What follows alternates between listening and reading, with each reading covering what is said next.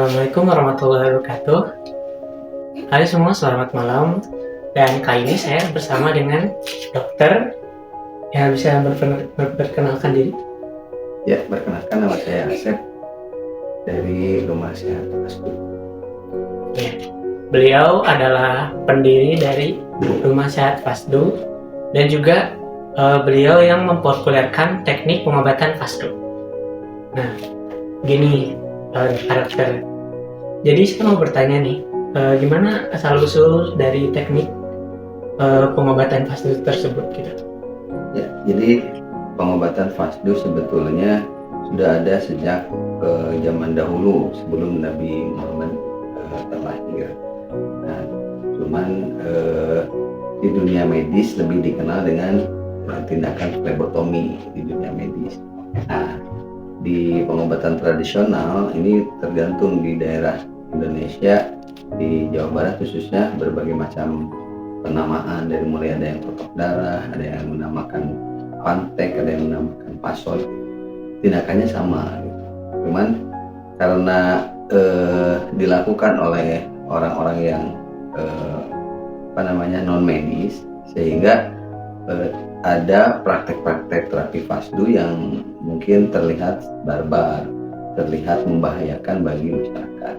Nah, saya dari seorang medis yang dulunya pernah di rumah sakit, tahu bahwa tindakan flebotomi ini hampir sama dengan tindakan donor darah. Cuman bedanya karena ini berkaitan dengan membuang darah kotor, sehingga beberapa pasien yang tidak boleh donor, justru kalau Fasdu diperbolehkan.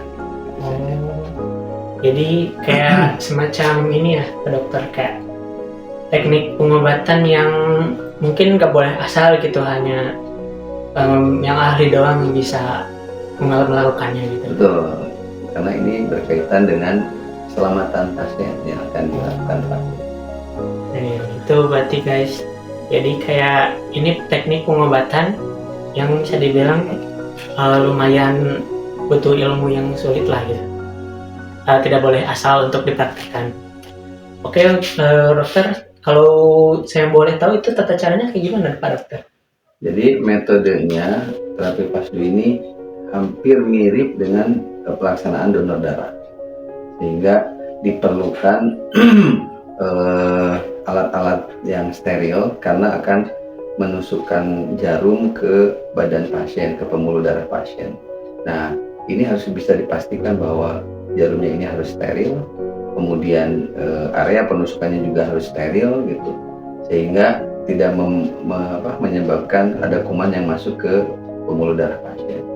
Nah, ketika dilakukan penusukan darah keluar, ini harus dipastikan bahwa kondisi pasien itu dalam kondisi yang layak untuk dikeluarkan darahnya.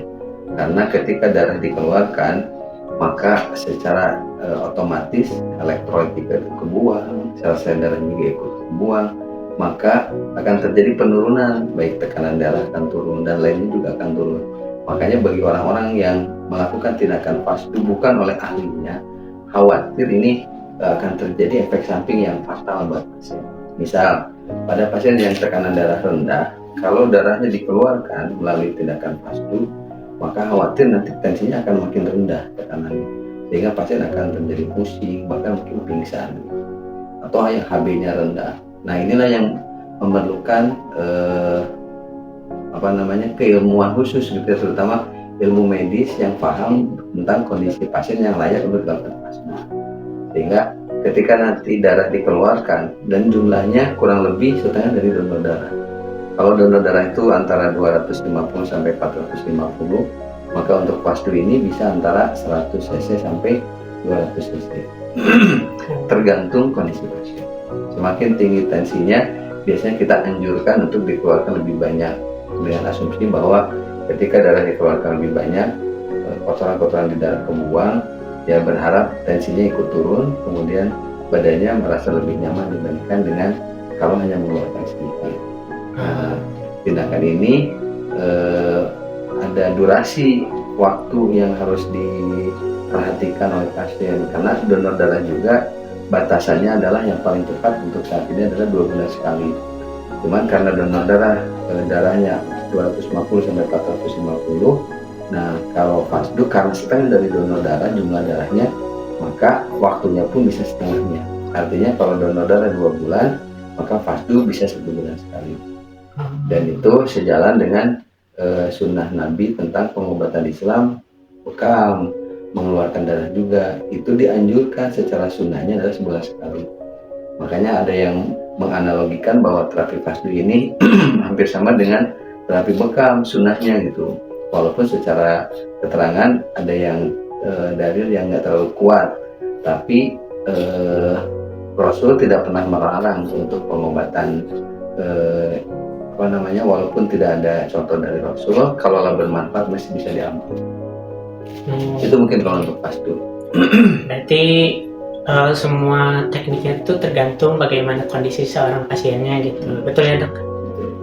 Lalu gini dok, kalau boleh tahu manfaat apa aja gitu dok yang bisa didapatkan ketika fasdu, menggunakan teknik fasdu dibandingkan dengan menggunakan teknik-teknik lainnya? Jadi gini, ketika kita ingin tahu penyakit kita, kemudian konsultasi kepada dokter, biasanya di antara cara untuk mengetahui penyakit yang ada di badan kita adalah dengan mengecek laboratorium. Yang dicek di laboratorium diantaranya adalah dengan pemeriksaan darah. Berarti mayoritas penyakit yang ada di badan kita sebetulnya ada di dalam darah. Gitu. Karena ketika dicek laboratorium bisa ketahuan untuk berbagai penyakit kita. Nah, terapi fasdu yang membuang darah ini otomatis berarti membuang berbagai macam penyakit sebetulnya gitu. Sehingga penyakit yang bisa diatasi, diringankan dengan fasdu banyak sekali. Yang jelas adalah satu, darah tinggi. Kenapa? Karena dengan tekanan darah tinggi, kemudian volume darahnya kita turunkan, kita buang, maka secara hukum fisika tekanan pun akan ikut turun. Sehingga kalau darah tinggi turun menjadi normal, maka badannya jadi enak.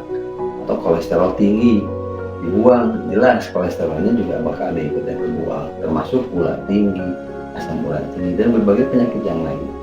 Nah, itu diantara manfaat terapi fasdu, karena membuang darah kotor ini adalah darah vena, darah yang berisi sampah-sampah di dalam darah, otomatis berbagai penyakit tuh mudah-mudahan yang ada di dalam darah kebuang sehingga badan menjadi sehat. Dan nanti akan diganti lagi darah yang terbuang itu dengan darah yang baru yang diproduksi oleh sum-sum tulang kita, yang jelas lebih bersih, kemudian lebih sehat. Berarti bisa dibilang kalau teknik fasdu ini tidak, untuk manfaatnya tidak jauh beda, hampir sama lah gitu manfaatnya gitu. Ya, kalau dari sisi pengeluaran darahnya ini sama dengan bekam. Nah, kalau dari sisi teknik sama dengan donor gitu.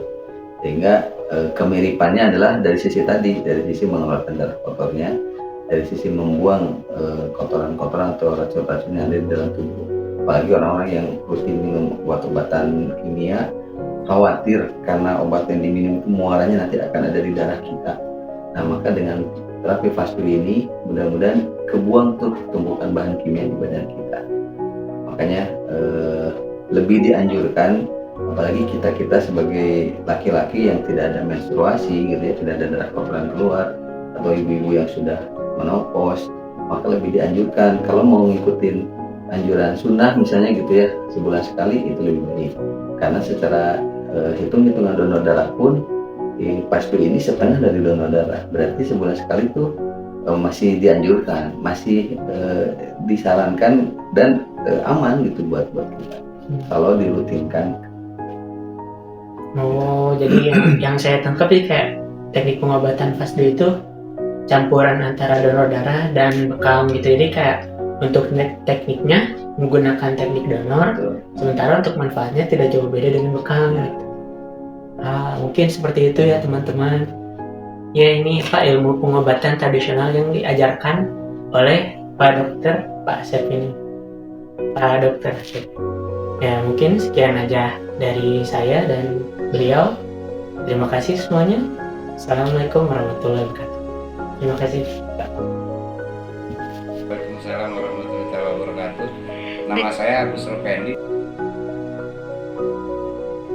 Mungkin 4 bulan 5 bulan yang sebelumnya saya kenal dengan tim Pasti ini. Alhamdulillah yang saya rasakan yang tadinya tensi tinggi, terus badan sering pada sakit sarangke lah kata orang Sunda mah.